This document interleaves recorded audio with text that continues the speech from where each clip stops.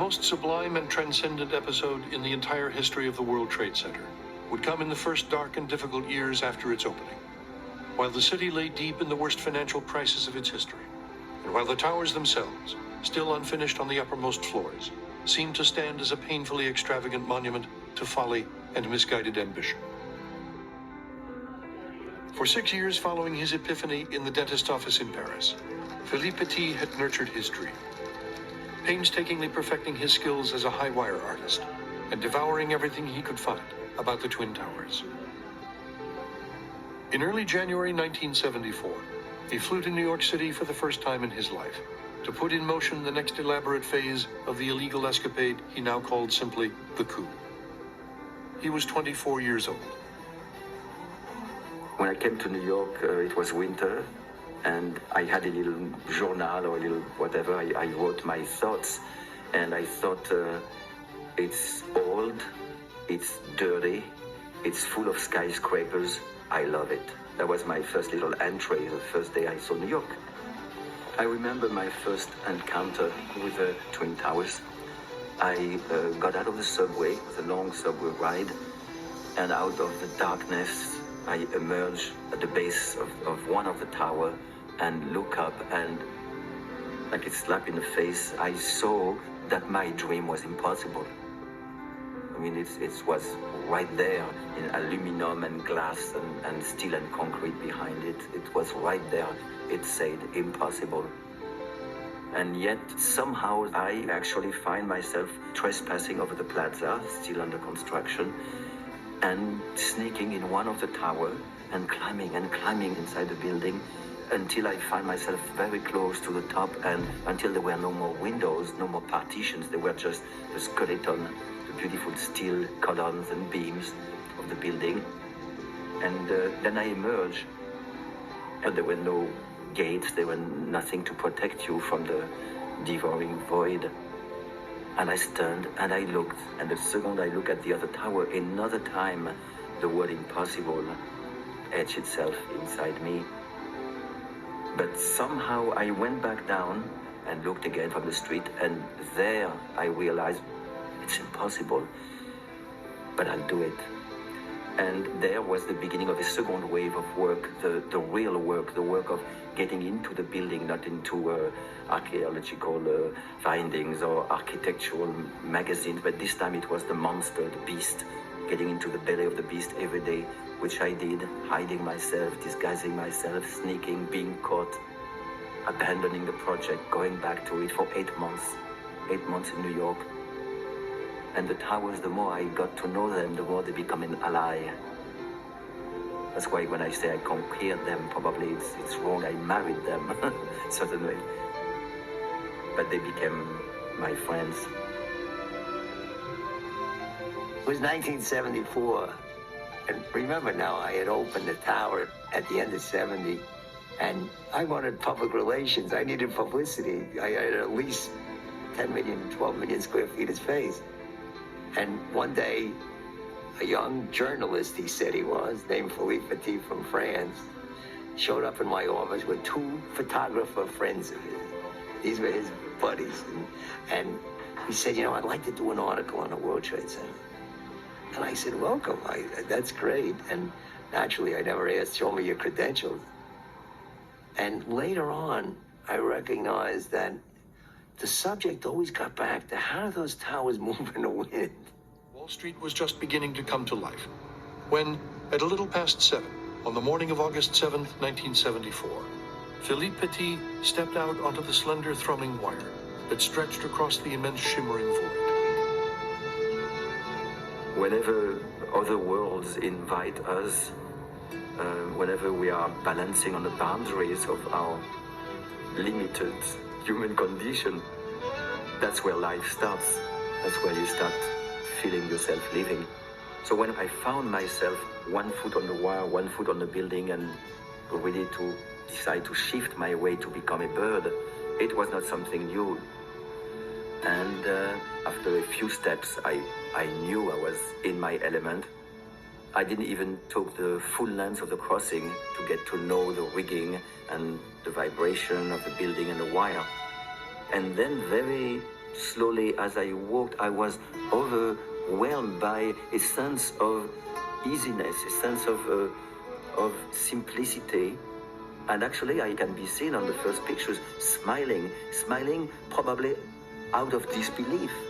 It's so easy after all those years and months of ups and downs and detours, victories and disasters. Finally, I was carrying my life on a path that was the simplest, the most beautiful, and the easiest. Down on the street below, thousands of people on their way into work looked up in wonder and disbelief, transfixed by the sight of the tiny figure walking on air between the two towers. Within minutes, police officers were dispatched to the roof of the South Tower. Sergeant Charles Daniels of the Port Authority Police never forgot the things he saw that day. Well, after arriving on the rooftop, Officer Myers and I observed the tightrope dancer, because you couldn't call him a walker, approximately halfway between the two towers. And upon seeing us, he started to smile and laugh, and he started going into a dancing routine on the high wire. He then went down to one knee, and we stepped to the background. I said for everyone to be quiet. And at this time, he laid down on the high wire and, just lackadaisically rolled around on the wire. Like, he got up, he started walking and laughing and dancing, and he turned around and ran back out into the middle. He was bouncing up and down. His feet were actually leaving the wire, and then he would resettle back on the wire again. Unbelievably, really, to the point that everybody was spellbound in the watching of it. And I personally figured I was watching something that somebody else would never see again in the world. Thought it was once in a lifetime. During the walks, I had a sense of dancing on top of the world. I had a sense of having a communion with the city of New York, represented by the crowd below. I had a sense of having stepped in otherworldly matters. At some point in one of the crossing, I lay down on the wire and looked at the sky, and I saw a bird above me. And again, because of my sense were decuplated, I could see that bird pretty high up, and I saw the eyes were red, and I thought of the myth of Prometheus there. But the bird was circling and looking at me as if I was invading his territory, as if I was trespassing, which I was. So at some point I thought the gods, the god of the wind, the gods of the towers, the god of the wire, all those invisible forces that we persist in thinking they don't exist, but actually that rule our lives, might become impatient, might become annoyed by my persistent vagabondage there. So my intuition told me it was time for me to close the curtain of this very intimate performance. It was a walk between me and the towers, and I landed on the same tower from which I started, the South Tower, and then I had the octopus of the authority, grabbed me by their hundreds of arms. When he came in off the wire, Petit was immediately taken into custody and rudely manhandled down into an underground police station deep beneath the South Tower, where he was formally charged with no fewer than 14 misdemeanors, including criminal trespass, disregarding police orders, reckless endangerment, and performing without a permit. Then he was besieged by an army of admiring reporters. Why did you do this? That's the thousand why this morning. There is no why. Just because when I see a beautiful place to put my why, I cannot resist. Weren't you afraid up there at all? I was not afraid, but I was just looking what I have in front of me. I have really something which was huge and incredible, So afraid not, but living more than 1,000%. So perhaps that's close to afraid, I don't know. But at the same time, I was happy. You You need dreams to live. It's as essential as a road to walk on and as bread to eat. I would have felt myself dying if this dream would have been taken away from me by reason. The dream was as big as the towers. There was no way it could be taken away from me by authority, by reason, by destiny. It was really anchored to me in such a way that life was not conceivable without doing this.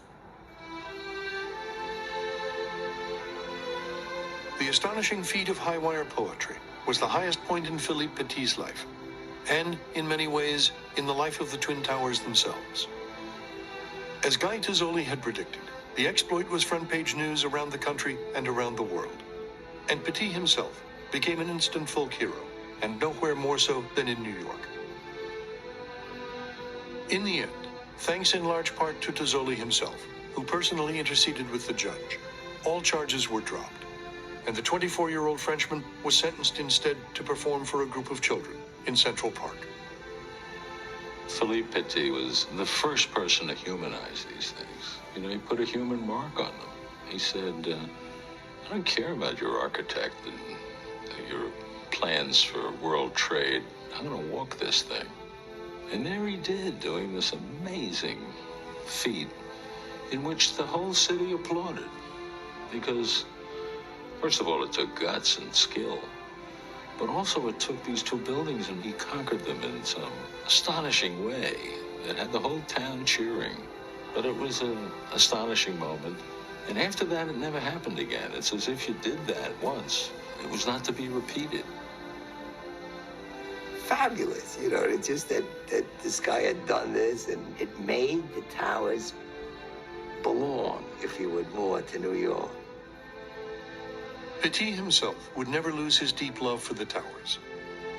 In honor of his achievement, the Port Authority presented him with a free lifetime pass to the observation deck on the South Tower, where, on a bright windswept afternoon, not long after his historic walk, he signed his name in indelible ink on a steel beam overlooking the vast canyon where he had danced among the clouds. In the years to come, he would return to the high perch whenever he could, trying, without success, to relive the amazing walk in his mind, and hoping to catch a glimpse one more time of the valiant seagull he had once seen sailing high above him, a quarter of a mile in the sky. It never came.